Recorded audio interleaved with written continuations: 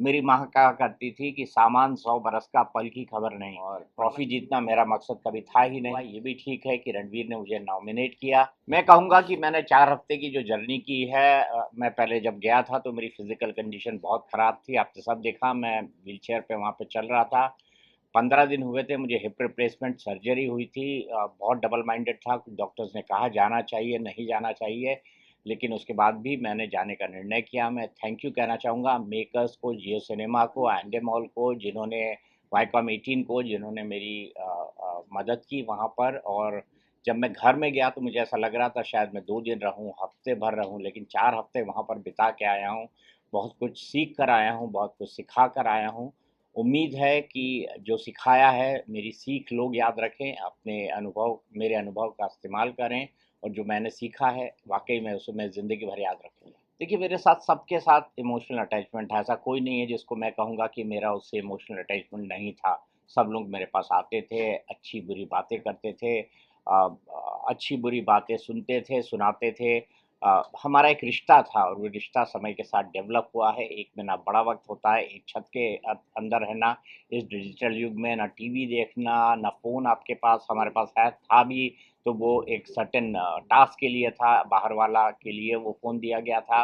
तो ऐसी परिस्थितियों में कोई रह सकता है, हम तो इसके बारे में मैं तो इसके बारे में सोच भी नहीं सकता कि बिना टीवी पे न्यूज़ देखे मैं रह भी सकता हूँ या नहीं रह सकता हूँ। लेकिन ये 1 महीने का वक़्त हमने साथ में गुज़ारा है। मुझे ये लगता है कि मैं वहाँ पर ट्रॉफ़ी जीतने नहीं, दिल जीतने गया था, और ट्रॉफ़ी जीतना मेरा मकसद कभी था ही नहीं। मैं दिल जीतने गया था, और वाक़ई मुझे अब ऐसा लगता है कि मैं वहाँ पर कई दिल जीत कर आया हूँ। उनके आँसू इस बात के गवाह हैं। मैं सिर्फ़ इतना कहना चाहूँगा कि मुझे किसी से इस बात की नाराज़गी नहीं है कि किसने मुझे नॉमिनेट किया, किसने नहीं किया। बिग बॉस के घर में मुझे कोई परमानेंटली नहीं रहना था। 4 हफ़्ते बाद नहीं तो 6 हफ़्ते बाद शो ख़त्म होना था और मुझे बाहर आ जाना था। ये बात ठीक है कि मैं 4 हफ़्ते बाद नॉमिनेट हुआ, ये भी ठीक है कि रणवीर ने मुझे नॉमिनेट किया।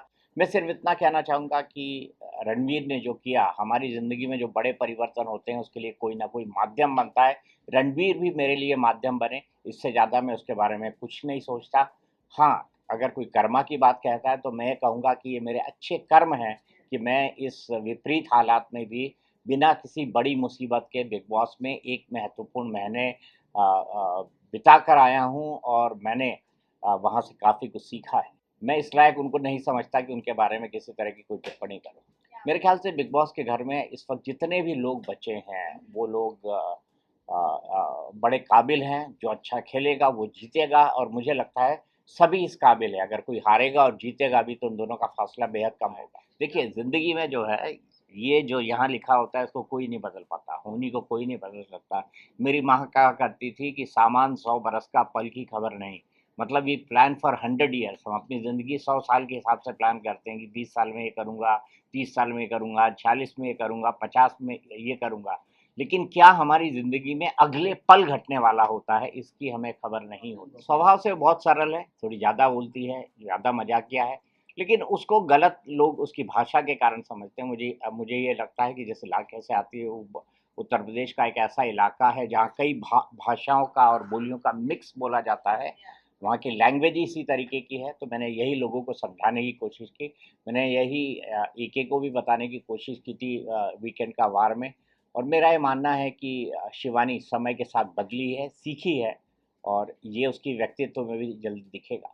मैं किसी को सही या गलत नहीं कहूँगा, मैं तो सिर्फ लोगों को ये कहता था कि अगर कोई बड़ी उम्र का है उसका सम्मान करो, अगर कोई छोटा भी आपको बड़ी सीख दे रहा है उसका सम्मान करो। यही बात मैं लोगों को कहा करता था, और ज़्यादातर मौके पे लोगों ने, मेरे हाउसमेट्स ने, फेलो हाउसमेट्स ने इस बात को सुना। मुझे हर हर इंसान ने मदद की जो उस घर के अंदर था, चाहे वो मुझसे बात करता हो, ना करता हो, मुझे पसंद करता हो, नापसंद करता हो। हर इंसान ने मेरी मदद की है, किसी न किसी रूप में मदद की है, और मैं सबका बहुत तहे दिल से धन्यवाद करता हूँ। Okay, thank you. Sir, top 3 में कौन हो सकता है आपके हिसाब से? मेरे हिसाब से टॉप 3 में मैं खुद हूँ। Thank you. Tara. Thank you.